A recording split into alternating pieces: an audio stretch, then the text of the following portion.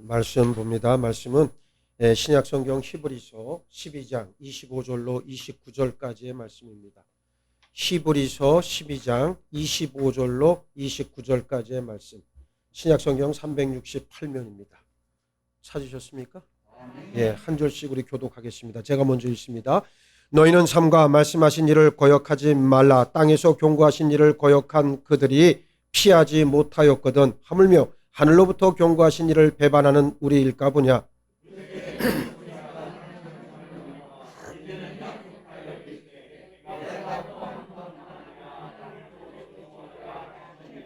이 또 한 번이라 하심은 진동하지 아니하는 것을 용존하게 하기 위하여 진동한 것들 곧 만드신 것들이 변동될 것을 나타내심이라.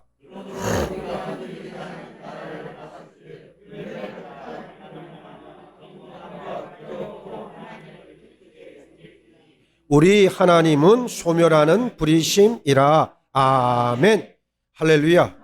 네, 오늘 29절 말씀에 뭐라 그랬습니까? 우리 하나님은 소멸하는 불이시다. 그렇게 우리에게 말씀하고 있습니다. 오늘 설교 제목이 바로 이 말씀이에요. 우리 하나님은 소멸하는 불이심이라 그랬습니다. 네, 자, 이 고린도후서 4장 6절에 있는 이런 말씀이 있어요. 어두운 데에 빛이 빛이라 말씀하셨던 그 하나님께서 예수 그리스도의 얼굴에 있는 하나님의 영광을 아는 빛을 우리 마음에 비추셨다 그랬습니다. 이게 이제 사도 바울의 표현인데, 자, 예수님의 얼굴에 무엇이 있느냐? 예수님의 얼굴이 잘생기고 못생기고 뭐 이런 건 중요한 게 아니에요.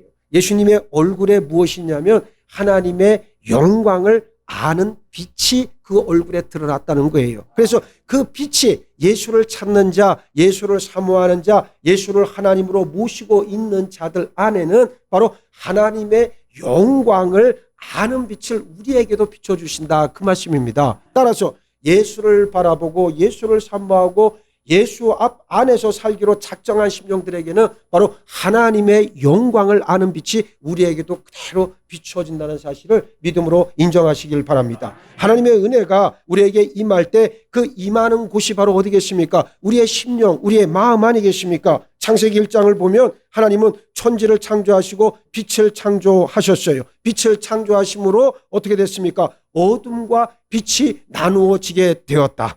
빛은 실제지만 어둠은 빛이 없는 상태를 어둠이라고 우리가 말하잖아요. 첫사람 아담의 죄로 모든 사람들은 죄의 어둠 가운데 살다 죽어서 심판받고 영원한 어둠의 장소에 거하게 되었습니다. 그러나 빛을 창조하신 하나님은 우리 마음에, 우리 심령에 예수 그리스도의 얼굴에 있는 하나님의 영광을 알 수 있는 빛을 비춰주셨어요. 온 세상에 빛을 창조하심으로 어둠을 물리치셨듯 하나님은 우리 각자의 어두운 마음을 생명의 빛으로 채워주셨고 충만하게 하셨다라고 하는 말씀입니다. 따라서 믿음이란 무엇이냐? 예수 그리스도 얼굴을 통해, 예수 그리스도를 통해 하나님의 영광을 아는 빛을 받아 누리는 자가 곧 믿음의 사람이다. 예, 이것을 이렇게 우리가 표현할 수가 있겠지요. 그래서 우리는 예수 그리스도의 얼굴에 있는 하나님의 영광을 아는 빛이 우리 안에 성령으로 거하는 하나님의 자녀가 되어야 된다는 사실을 잊지 마시기를 바랍니다. 하나님의 영광을 아는 빛이 예수 그리스도의 마음이 아니라 어디에 있다? 얼굴에 있다 그랬어요. 하나님의 은혜가 우리 마음에 임하면 우리 마음이 환하고 따스해지고 하나님의 영광이 우리 생각과 말, 표정과 행동으로 드러나게 됩니다. 그러므로 우리는 우리 얼굴을 통해서 하나님의 영광을 드러내야 될 줄로 믿습니다. 여러분의 얼굴이 바로 뭡니까? 하나님의 영광을 드러내는 뭐다? 예? 판이다, 판. 예? 판이요. 근데 이 판이 잘못됐어. 이 판이 하나님의 영광을 드러내는 게 아니라 누구 영광을 드러내? 쥐 영광을 드러내고 마귀 영광을 드러내고 귀신 영광을 드러내. 이거 되면 되겠습니까? 안 되겠습니까? 안 되는 거예요. 성경은 뭐라고 얘기합니까? 하나님의 영광을 아는 빛을 드러내라고 우리에게 말씀하고 있습니다. 진리를 알고 내 것으로 삼았기 때문에 우리는 우리 삶에 대한 애절함이 있어야 하고, 그 다음에 그 진리를 위해서는 치열하게 우리의 삶을 살아내야 한다는 사실이에요. 왜냐하면 하나님의 영광을 드러내기 위해서 하나님은 우리에게 얼굴을 주셨다. 모든 일이 그렇지만 억지로 하는 것은 한두 번으로 그칠 수밖에 없지요. 종교적인 율법이나 계명이 우리를 살아있는 믿음으로 인도할 수 없습니다. 우리가 무엇을 하든 우리 마음으로부터 양심으로부터 하나님의 은혜가 임한 우리 자아로부터 시작해야 참된 믿음이 쌓여가는 줄 믿으시기 바랍니다. 오늘 우리가 읽은 히브리서 본문은 하나님이 우리에게 최종적으로 허락하실 흔들리지 않는 나라를 소멸하는 불을 통해 이루실 것임을 말씀하고 있어요. 하나님의 은혜가 빛으로 임한 사람만이 이 불을 통과해 흔들리지 않는 하나님의 나라인 새하늘과 새 땅에서 하나님과 영원히 함께 삽니다. 히브리서는 옛 언약에 속한 이스라엘 백성과 새 언약에 속한 영적인 이스라엘 성도인 우리를 비교해서 지금 말씀하고 있습니다. 하나님은 이스라엘 백성들에게 땅에서 경고하셨어요. 그러나 우리에게는 하늘에서 경고하시고 계십니다. 구약의 백성은 시내산에서 하나님의 경고하시는 말씀을 들었습니다. 우리는 하나님의 도성인 하늘의 새 예루살렘에 속해 있기 때문에 하늘에서 하나님께서 주시는, 우리에게 주시는 음성을 듣습니다. 구약 백성은 하나님의 경고를 듣고도 순종하지 않았어요. 그래서 구약 성경의 전반적인 이야기는 이스라엘이 하나님께 불순종함으로 하나님의 심판을 받는 내용이 주를 이룹니다. 그러면 우리는 어때야 하겠습니까? 우리가 하나님께 불순종하고 하늘로부터 경고하시는 말씀을 불순종해도 우리에게는 아무런 징계나 심판이 없을까? 히브리서는 오히려 더 큰 심판을 받는다 말씀하고 있습니다. 우리 불순종은 하나님을 향한 거역이고 배반이기 때문에 그래요. 하나님의 자녀로 산다는 것은 어떤 것이냐? 속에 있는 우리 믿음이 겉으로 사랑이라고 하는 행동으로 열매를 맺어야 진짜 하나님의 자녀라 말할 수 있습니다. 성도는 언제 어디서나 예수님을 우리 구주와 주님으로 고백하는 사람들 아니겠어요? 이 믿음이 있으면 우리는 그것을 사랑으로 드러내게 되어 있습니다. 사도 바울이 갈라디아서 5장 6절에서 말씀한 사랑으로서 역사하는 믿음이 바로 이거라고 하는 말이에요. 결론은 그겁니다. 사랑으로서 역사하고 사랑으로서 일하는 믿음을 소유해야 그것이 참된 성도다. 교회를 수십 년 다니면서도 자기 것밖에 몰라요. 자기 이익만 추구합니다. 오직 자기 거와 자기 가족과 자기 새끼와 내 거와 연관되어 있는 것들만 추구한다면 그 사람은 미안한 말이지만 진짜 믿음의 소유자는 아니라는 것. 우리가 진짜 믿음을 소유했다는 것을 내 삶을 통해서 계속해서 사랑으로 드러나야 된다는 것을 잊지 마시길 바랍니다. 사랑할 수 있는 마음을 가질 때 이게 그냥 되어지는 게 아니에요. 하나님께서 은혜로 베풀어 주셔야 되고 예수 그리스도가 나를 위해 죽었다는 그 사실을 나의 정말 이 피가 끓는 애절함 가운데 경험이 있을 때 우리는 사랑을 드러낼 수 있게 된다. 예? 그러면 내가 사랑하자 그래서 사랑하게 될 것 같습니까? 절대로 안 됩니다. 성령께서 함께 해 주셔야 돼. 왜 변화 못 받습니까? 내가 변화 받으려고 하니까 변화가 안 되는 거지. 그러나 성령이 역사하면 반드시 변화됩니다. 이것이 믿음의 법칙이요 영적 원리라고 하는 사실을 잊지 마시길 바라겠습니다. 우리는 이러한 믿음으로 살아내야 된다는 말이에요. 그래서 우리가 가장 먼저 순종할 것은 아까도 말씀드렸던 것처럼 예수를 구주와 주님으로 믿고 고백하고 그리고 나서 예수의 참된 제자로서 하나님의 사랑을 반드시 드러내야 한다는 것을 잊지 마시길 바랍니다. 여러분들 보세요. 교회를 다닌다 그러면서 믿음의 직책을 받았다고 하면서도 사랑으로서 역사하는 믿음을 드러내지 못한다면 그 사람은 아직 영글지 않았고 하나님께로부터 칭찬을 받기엔 아직 이르다. 즉 삶을 통해서 여러분들의 사랑이 드러나기를 주의 이름으로 축복합니다. 제일 편한 거 제일 좋은 건 뭐예요? 자꾸만 베풀면 돼요. 자꾸만 베풀고 뭐라도 하나 있으면 서로 나누고 함께 위로하고 격려하고 오늘같이 이런 상가집이 일이 있고 그러면 바로 모여서 함께 가지고 또 축하할 일 있으면 가가지고 기뻐함으로 감사와 또 같이 기쁨을 나누는 그러한 일들이 여러분들이 자꾸만 이루어져야 된다. 교회가 부흥하는 원리는 간단해요. 모이면 교회는 부흥하는 거예요. 흩어지기 시작하면 교회는 끝장나는 겁니다. 그래서 여러분들이 이 코로나 시대를 우리가 겪어가면서 제가 늘 느끼는 마음이지만 자꾸만 모여야 됩니다. 이제는 누가 뭐라 그래도 모여야 된다. 2차 접종 다 했는데 뭐 걱정하고 그래. 마스크만 끼면 되는 거지. 그러면서 열심히 모이면 말씀 배우고 기도하고 찬양하고 이것이 우리의 생활이 되어야 되겠다. 그 말씀이에요. 자꾸만 하나님 주시는 말씀을 깨닫고 그 말씀에 감동받아서 뜨겁게 기도하고 하나님 주시는 응답으로 말미암아 새 힘을 얻고 나가야 된다는 인간적인 노력으로 막 혀가 꼬이면 그게 방언이 되는 줄 알고 착각하고 있다고. 얼마나 믿음이 형편없고 천박하면 그따위 생각들을 하냔 말이에요. 우리는 그런 믿음을 추구하는 게 아니에요. 방언 못해도 괜찮아요. 괜찮습니다. 그런데 더 중요한 것은 내 영이 하나님과 교통하고 하나님과 교제하는 것이 가장 중요하다. 이걸 반드시 알아야 되는데, 하나님과 교통하고 교제하기 위해서 무엇을 해야 되느냐? 말씀 안으로 들어가야 된다는 거예요. 말씀을 받지 않고서는 절대로 안 돼. 제가 말씀드렸잖아요. 모든 인생의 문제는 믿음 없음이 근원이다.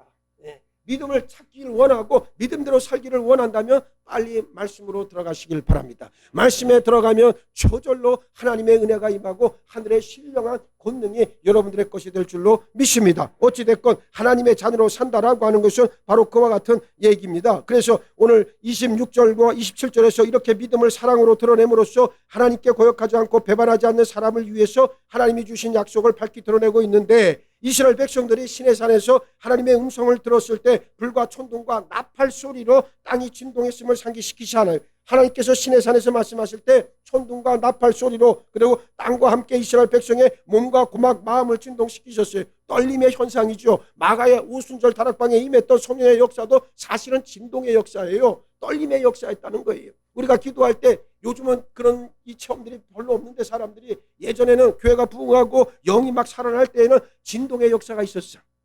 진동의 역사가 있어. 기도하면서도 막 떨립니다. 어떨 때는 하나님 앞에 진짜 막 온갖 내 영이 완전히 하나님 앞에 사로잡혀서 하나님과 진짜로 소통하게 될 때는 나도 모르는 사이에 몸에 진동이 온단 말이에요. 그 진동의 역사라고 하는 것은 지극히 성경적인 사건입니다. 그래서 하나님께서도 이스라엘 백성들이 시내산에서 음성을 들을 때, 말씀을 받을 때 저들에게 진동의 역사로 함께 하셨다. 본문 26절을 보면 하나님께서는 땅뿐만 아니라 하늘도 뭐했다? 진동시키신다 하면서 학계 2장 6절 말씀을 인용하고 있는 거예요. 만군의 여호와가 이같이 말하노라. 조금 있으면 내가 하늘과 땅과 바다와 육지를 진동시킬 것이요. 그렇게 말씀하고 있습니다. 이 말씀은 이제 하나님은 온 우주를 어떻게 한다는 거예요? 불과 진동으로 다시 창조하실 것임을 나타내고 있는 놀라운 말씀이죠. 여기서 우리는 베드로후서 3장 10절 말씀, 아주 유명한 말씀인데 여러분들이 유심히 봐야 합니다. 그러나 주의 날이 도둑같이 오리니, 주의 날은 도둑같이 옵니다. 예고가 없어요. 그 날에는 하늘이 큰 소리로 떠나가고, 하늘이 큰 소리로 떠나간다는 말입니다. 뜨거운 불에 풀어지고 불로서 다 풀어진다는 얘기고, 땅과 그 중에 있는 모든 일이 드러나리로다. 그때는 감추인 것이 없고 모든 것이 명명백백하게 다 드러날 것이다. 그 말씀이에요. 사람들 사는 세상에서 숨길 수도 있어요. 숨길 수도 있잖아요. 그렇죠? 숨기기도 하고, 예전에 저희 할아버지 그 말씀 한번 드렸나 몰라. 할아버지가 취미생활로 지간을 하셨다고. 지간.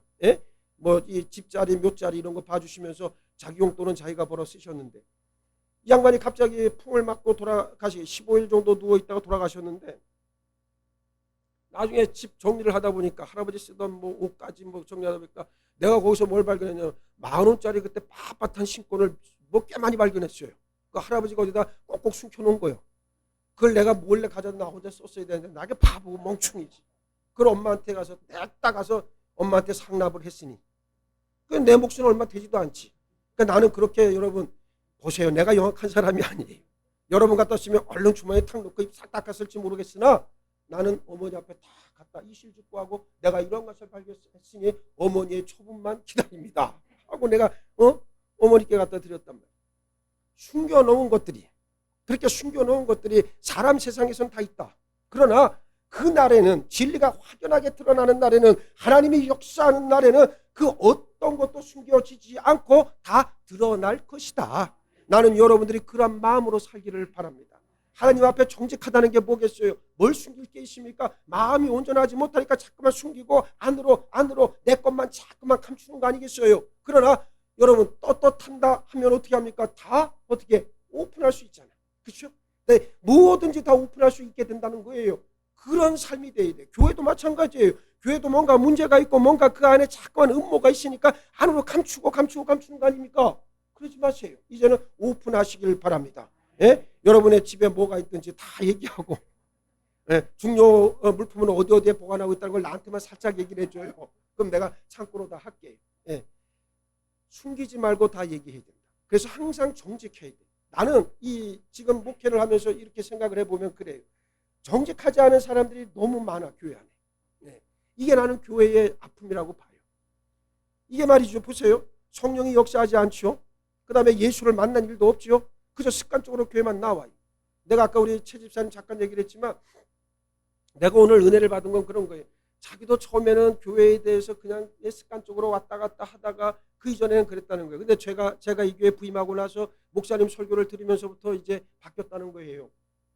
그 말이 내 설교가 뭐 대단하다고 그 양반이 그렇게 바뀐 게 아니고 하나님의 은혜가 이제 임하기 시작을 하니까 귀가 열려지고 눈이 뜨여지게 되어지는 거예요. 네? 그러니까 뭐까지 나갑니까? 내가 이제는 하나님의 일꾼이 되겠다고 되어보겠다라고 하는 결단까지 하잖아요.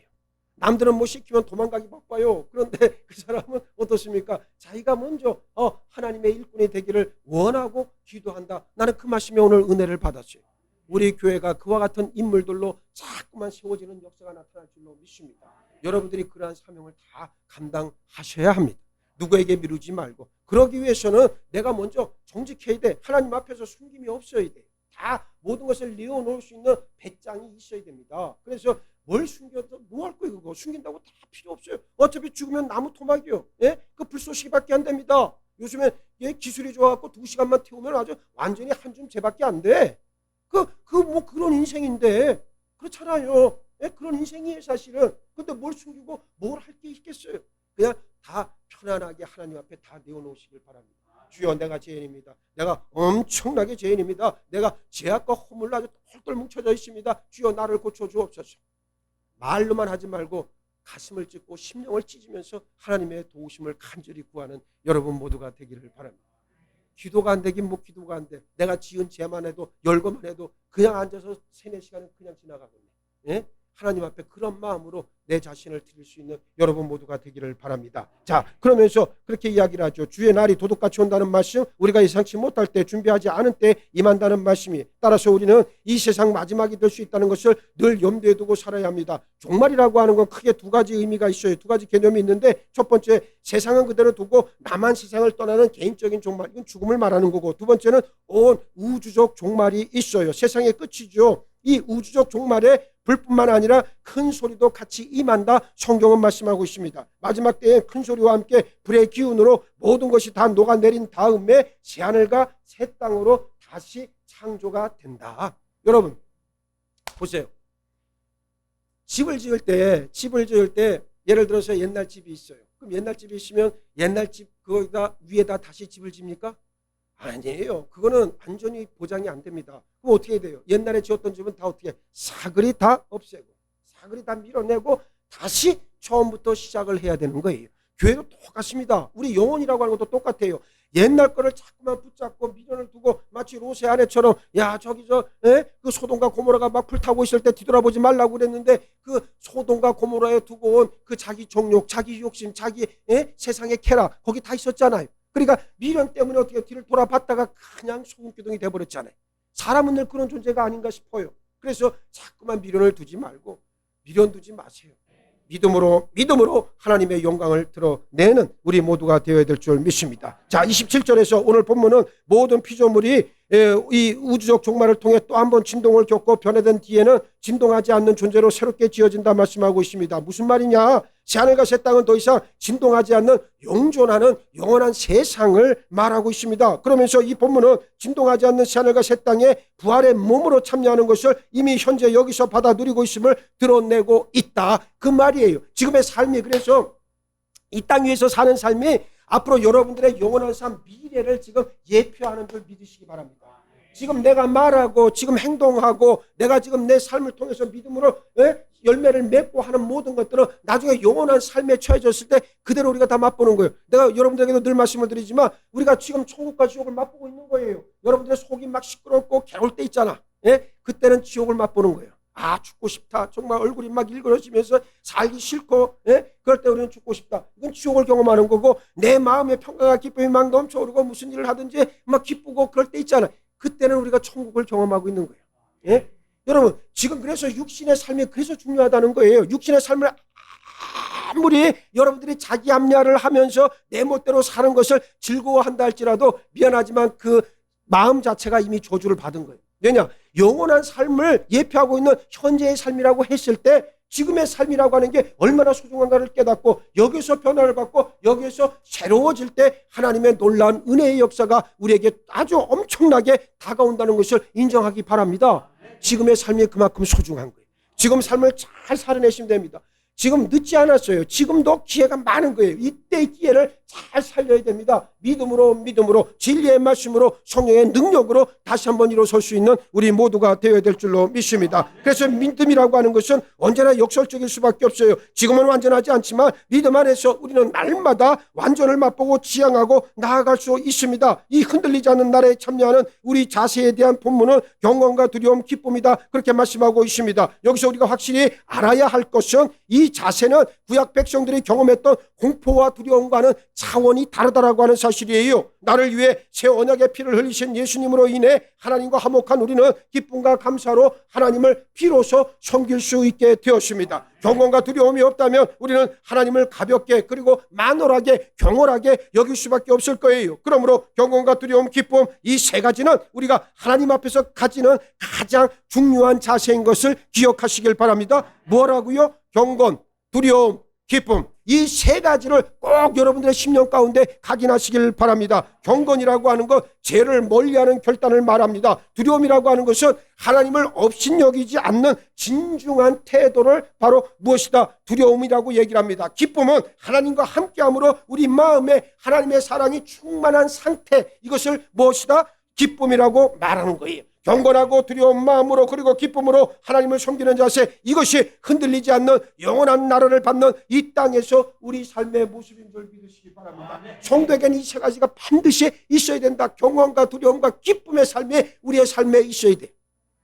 자, 한번 가만히 생각해 보세요. 나에게 정말 경건이 있습니까? 죄를 멀리하고 있는 결단이 있습니까? 또 하나님을 진정으로 나는 섬기면서 정말 하나님 앞에서 하나님을 업신여기지 않고 진중한 태도로 내 믿음의 길을 걸어가고 있습니까? 아니면 하나님께서 나와 함께 하심으로 말미암아 하나님 주시는 기쁨으로 충만해 있습니까? 여러분 자신에게 물으시길 바랍니다. 이 세 가지가 없다면 하나님의 자녀라고 말할 수 없다는 사실이에요. 그래서 어떠한 경우에서도 흔들리지 않는 영원한 나라를 유업으로 받는 우리 모두가 되어야 할 줄 믿습니다. 자, 29절에서 하나님 소멸하시는 불이시다 말씀하고 있는데 이 말씀은 신명기에 있는 말씀을 인용하고 있는 거예요. 내 하나님 여호와는 소멸하는 불이시요 질투하시는 하나님이다 라고 그렇게 이야기를 합니다. 우리가 아까 말씀드렸던 것처럼 경건과 두려움, 기쁨이 없다면 어떻습니까? 우리는 알곡이 아닌 쭉정이로 드러날 것이고 알곡은 천국 곳간에 들어가지만 쭉정이는 소멸하는 불이신 하나님의 불의 불쏘시개로 그저 쓰임받고 말 것이다, 그 말이에요. 여러분들은 지금 어떠한 삶의 자세를 견지하고 하나님 앞에 인정받고 있느냐, 이것을 날마다 자문해 보기를 바랍니다. 정말 구원받은 하나님의 자녀라면 사랑으로 열매를 맺는 알곡이 다 되어야 할 줄 믿습니다.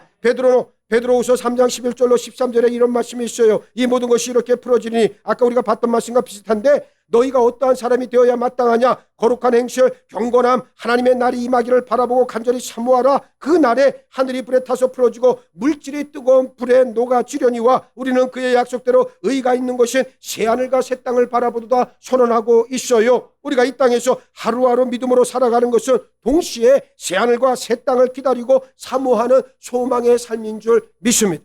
내가 비록 초가 산간에 살고 먹을 것이 풍족하지 않고 사는 모습이 영 형편없다 할지라도, 그러나 나는 진리의 삶을 추구하고 내 안에 하나님께서 역사하시고 그리고 그의 말씀과 그의 능력대로 내가 살아간다는 고백과 선포만 있다면 우리는 두려워할 것이 없다. 무엇보다도 하나님의 권능의 손으로 나를 붙잡고 계심을 분명하게 인정하고 나갈 수 있는 힘을 거기에서부터 우리는 받아들인다는 사실이에요. 그러므로 하나님의 영광을 위해서 여러분들 다른 그 어떤 것을 바라보지 마시고 경건과 두려움과 기쁨으로 날마다 충만해지는 여러분의 삶을 결단하시길 주의 이름으로 축복합니다. 이런 삶이 결국 우리를 하나님과 영원히 함께 거하도록 이끌어준다, 그 말씀이에요. 오늘 드린 말씀이 좀 딱딱하고 그럴지 몰라도 우리가 반드시 알아야 할 영적 실상인 것을 깨달으시고, 무엇보다도 경건과 두려움, 기쁨으로 이미 우리에게 주신 하나님의 나라에서 예수님을 섬기고 동시에 우리에게 다가오고 있는 하나님의 나라를 열렬히 사모하는 저와 여러분 되기를 원합니다. 이것이 진정한 성도의 삶의 자세다. 예수 그리스도 얼굴에 있는 하나님의 영광을 아는 빛을 우리 얼굴로도 드러내는 창동제자들교회 모든 믿음의 식구들 다 되시길 바랍니다. 옆에 있는 얼굴을 보세요. 옆에 있는 분 한 번 얼굴을 빤히 쳐다봐. 그냥 보지 말고 빤히 쳐다보라고. 많이 쳐다봐. 더 쳐다봐요. 자, 거기에 보니까 하나님을 아는 영광의 빛이 보입니까? 진짜 아멘? 만약에 이거 진짜 아멘 아니면 이거 하나님의 심판이 기다리고 있어요. 형제의 얼굴에서, 자매의 얼굴에서, 여러분의 자녀의 얼굴, 또 여러분의 또 집안에 있는 부모의 얼굴에서 하나님을 아는 영광의 빛을 발견하길 바랍니다. 그래서 내 얼굴은 항상 내 믿음의 거울이요. 응? 그래서 얼굴을 아까 우리 최초로 집사님이 나보고 그래요. 아 목사님 우리 집사람 얘기를 막 하더니만 사모님은 얼굴이 뭐 흰지하고 자상하고 후덕하고 어쩌고. 그럼 나는요.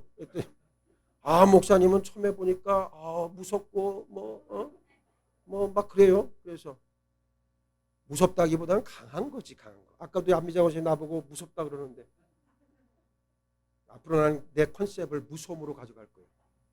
은퇴하는 날까지 난 여러분들에게 공포의 대상이 좀 되어되겠어요. 여러분 가만히 생각해 보세요. 우리가 정말 하나님의 은혜를 맛보고 하나님의 영광을 드러내기 시작을 한다면 우리 얼굴은 자연히 변하는 거예요.